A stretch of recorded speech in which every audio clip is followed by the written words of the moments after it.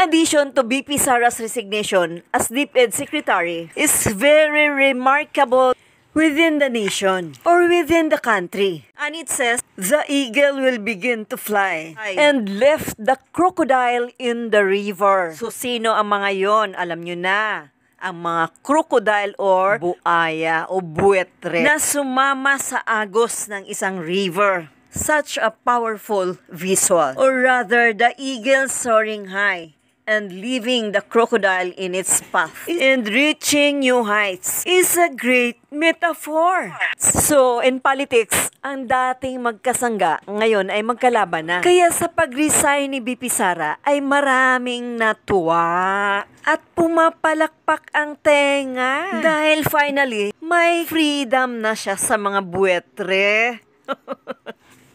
At sa kanyang pag-resign ay sumabay pa ang pagbagsak sa halaga ng peso kontra dolyares. Ito ang pinaka-worst na performance ng currency sa Asia. Habang ang Bangko Sentral ng Pilipinas ay patuloy na nagpapadala ng mga dovish signal sa merkado ayon sa payag ng Dutch financial giant ING Bank. So lalong-lalo na babagsak ang ating ekonomiya sa pamumuno ni Kuti. Kaya gising na Pilipinas kong mahal. Sa mga nabubudol dyan, tumayo na kayo. Huwag na kayong magpabudol pa uli. At the Philippine Stock Exchange officially gets underway. We are kicking off from 63.44 after falling by a third yesterday, officially putting the PSEI in correction territory. That's 10% off peaks hit in April. Joining us is on markets. For more on markets, it's AAA Equities. Matthew Kabangan. Well, good to see you. Hi. Welcome back to Market Edge. Hi, Nini. Good morning. It's great to be back on the show. All right. Good morning. But is the market in good condition, you think? Well, Nini, this has been one of those moments where I'm really left scratching my head. The market, I think, is the cheapest I've ever seen it in my career. Maybe outside of a few days during the COVID lockdown. So this is, I think, one of the most attractive valuations I've seen in my limited time in the market. So there's a lot of reasons why we get into that later. But I think it's a very attractive opportunity for investors to start dipping their toes into our market. See, here's the thing. When I'm an investor watching, I'm going to see, why will I dip my toes now? Maybe it will fall further in the coming weeks. I know that they tell us not to catch a falling knife, but what do you tell those investors who might say, how low can we actually go? It's certainly tempting to try and time the market, to try and time some sort of bottom. But historically speaking, current valuations are historically cheap. And even just buying now, I think for a lot of these companies with record earnings, you're going to be collecting, very attractive dividend yields anyway. So, on the one hand, you can try and time the market. Maybe you get it at a lower price next month or the month after. Pagka-resign ni BP Sara as DepEd Secretary, ay nagsipagsulputan ang mga salot sa lipunan. Nakangiwi, na sorpresa raw. At isa na itong si Raulo na salot sa lipunan, na si Jokla.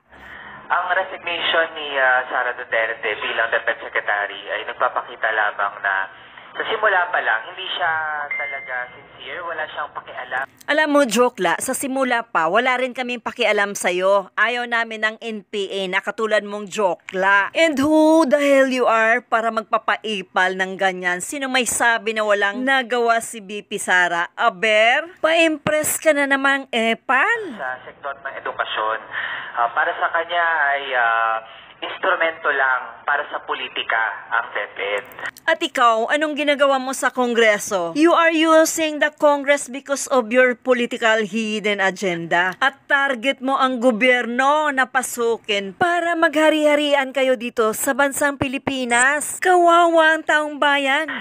Na maniobra niya na mailagay yung sarili bilang DepEd Secretary na isa sa mga ahensya ng gobyerno na may pinakamalaking budget.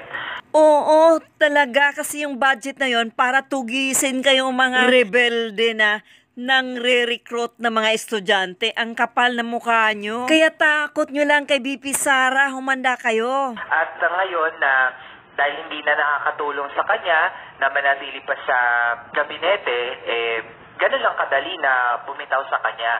Hindi nga man lang maipaliwanag ang kanyang mga dahilan bakit siya nagbitiw. And who the hell you are para magpaliwanag si BP Sara? Isa kang salot, di ba? Salot ka sa bansang Pilipinas, kaya lumayas kayo ni Castro. BP Sara, I think she did not owe any explanation towards sa isang ipa like you. Para sa mga salot na katulad nyo, you're not worth it in the Philippines. We don't need you. Diba?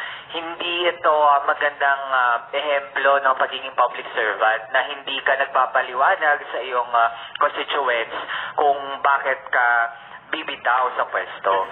And do you think you are a good example, lalong-lalo na sa mga kabataan na isa kang salot? Mga kidnapper kayong mga rebelde, mga kabataan. At huling-huli si Castro na nangidnap na mga itas o yung mga indigent na kabataan sa tuktok. Oh my God, nakakatakot kayong mga rebelde kayo.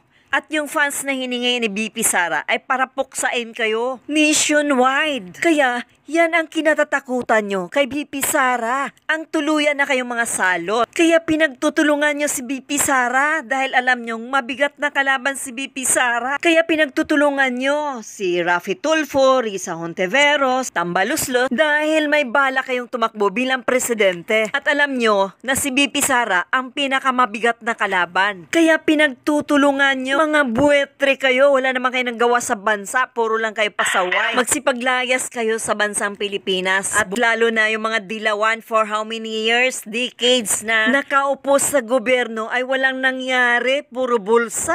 Lalong-lalo na yan si Risa Hontiveros. Hanggang ngayon yung PhilHealth na allegedly na kinuha niya ay wala pa rin isinuli. Pero ngayon parang narinig ko na bubuhayin yung kaso niya sa PhilHealth. At sana makulong yan para mapagbayaran niya ang kanyang ginawang kasalanan. Kawawa ang taong bayan sa mga taong ganito.